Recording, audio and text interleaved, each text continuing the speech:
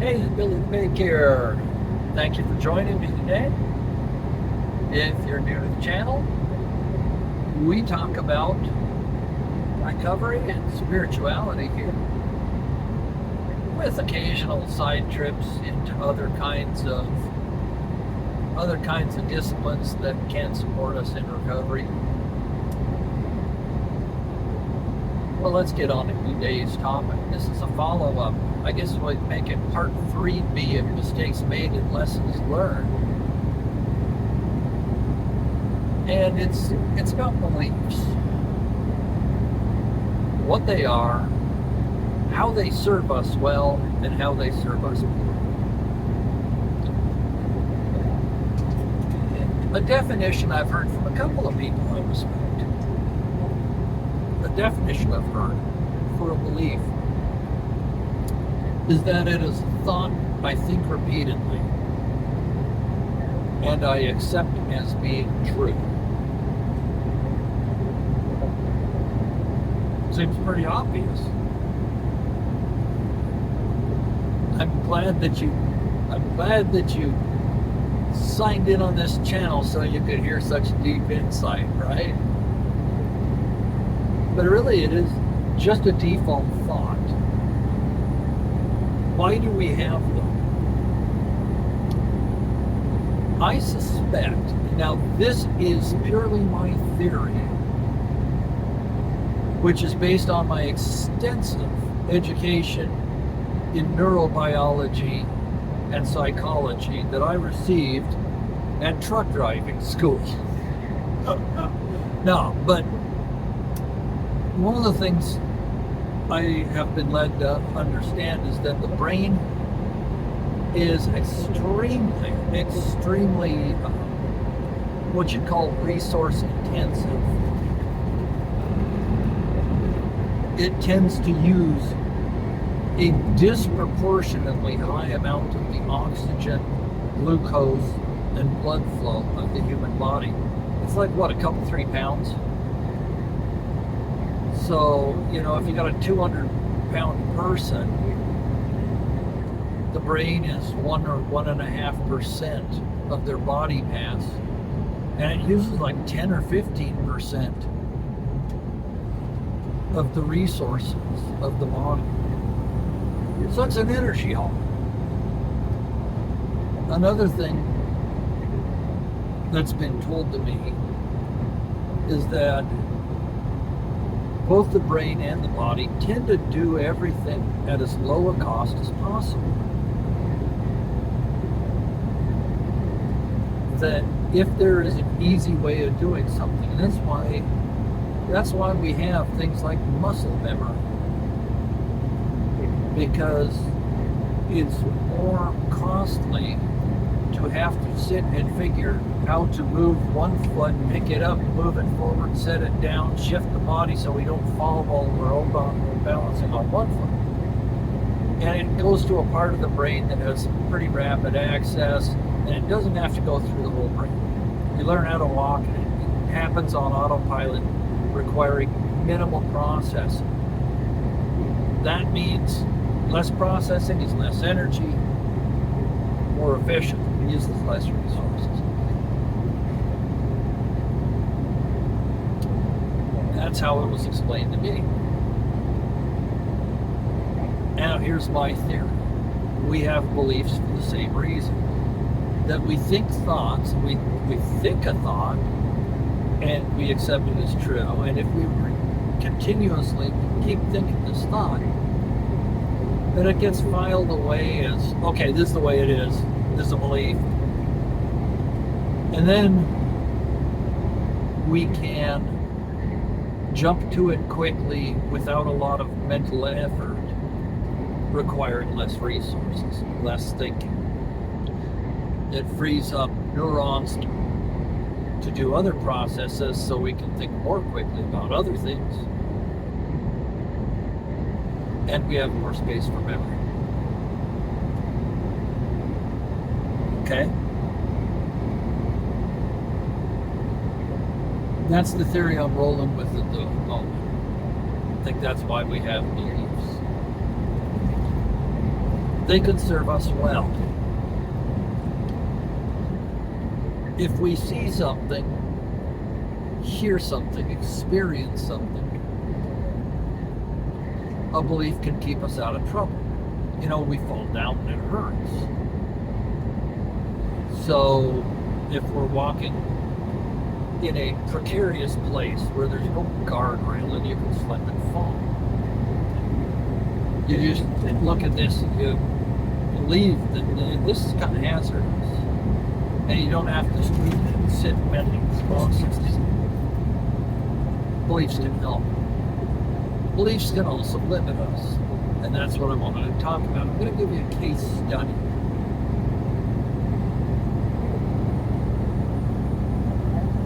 Now, when I was a little kid, before I started school, I survived an attempted abduction and 2 murder attempts. So I bet you didn't see that coming, right? Anyhow, they must have realized I was going to make this boring ass channel and decided to hit me off at the pass. No, that's not what happened. I don't think. Anyway, my father had a business. He hired an employee. It was not disclosed during the interview process that the man was what they called at the time manic depressive, which is now, I believe, referred to as bipolar disorder. So, things went south in the business, as can happen in a small business. He had to let some people go. This guy was one of them. This guy got rather indignant, decided he was going to murder the old man and the whole damn family to boot. So, walking up the sidewalk, and here comes this disgruntled former employee screaming up the sidewalk in a car, trying to run us over. Dad grabs me, pulls me between a couple of parked cars. Guy speeds off. And then sometime later, and I don't know if it's a couple hours, couple of days, my mom grabs me and the dog, and she says, okay, well, we're going to go to a hotel room. So we hold up in a hotel, and the idea was that this guy may come for us, so we'll get the family out of the house. The old man's going to go down to the shop in case the guy tries to go down there and take out our means of, financial survival. And about 3 days later, I remember going home to the remains of a house. Well, the story is that there was an arson and the house was burned down. This individual was apprehended, charged with attempted murder, that he tried to kill us. I have no recollection of the attempted abduction. It was a different guy. Well, we're not putting this on him, okay? Somebody else, just some pervert, crazy guy, creep or whatever. Saw a cute little blonde-haired boy. It's funny, I did have blonde hair up until I was in about 6th grade. So anyhow, we had some interactions with mentally ill people. And the employee, I guess, and I can't get more details about this because the people who told me the story are my parents. They're both dead. I can't talk to them and find out more. The story is this guy, he had a history of going manic, getting a beef with someone, trying to kill them, making a Three Stooges debacle of the situation, not taking out his intended target, being apprehended, being placed in psychiatric care. He quit being manic. They would release him back into society. He would move to a different location, find different people, go manic and get a beef with somebody, lather and repeat. The narrative I was raised with is mental illness is icky. If you're crazy, you're an asshole. the mental health care industry is at best ineffective, and often worse than that, it's injurious. Now, from the time I'm a small child, this is long before I started school, so I was a little kid. You know, your parents are authority figures, probably believe just about anything they tell you. So that's the narrative I grew up with, and I never really questioned it, okay? I just never questioned it. So fast forward, 21 years old, and I know I'm miserable, and I know my life is going nowhere, and I know that the substance abuse is really not helping, that it's auguring me in at a far faster rate. But I also know that I was miserable before. I was miserable as a little kid before I ever started school. I was an unhappy child, had been unhappy my whole life. And I know stupid isn't my problem. You know, I was one of these kids who could sit and read a newspaper article to you at 2 years old. Now, there's many kinds of intelligence, some of which show up on an IQ test, others do not. There's a kind of intelligence for being able to understand playing team sports, to be able to get your head around what's going on out on the field if you're playing football, and see the play develop, and understand he's moving there, they're going this way, and this is how to make this man. That kind of stuff makes me feel like a really behind the curve golden retriever in an AP physics class. There are other kinds of intelligence that I do pretty well with. You know, understanding concepts, things like that. The kind of crap that does show up on an IQ test. So anyhow, I know stupid isn't the problem, but I'm very resistant to seeking anything having to do with mental health. Remember the narrative I'm raised on. This is a thought. You know, I come into the rooms at 21 years old. Well, you know, if I was 4 or 5, that's umpteen years out of my life, which is a large percentage of that existence. I've been thinking the same damn thoughts. They're burned in. And even when I see people come into the rooms, see them struggle with emotional issues, see them go get outside help, and see them reap the benefit, it doesn't sink in. Because I have a belief. I'm believing what I think. So what do we do? Some beliefs help us, some don't. How do I know? As I see it, that's a large part of what inventory is about. Because, you know, I sit down, I write down the beefs I have with people, the fears, the girls I dated, blah, blah, blah. I start with putting down the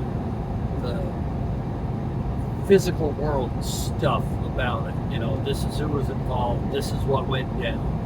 Then I start to bring it more internal. That this is how I see it affected me. You know, did it affect me socially, my social standing? Did it affect my ability to do things I wanted to do, or my wallet, or you know what?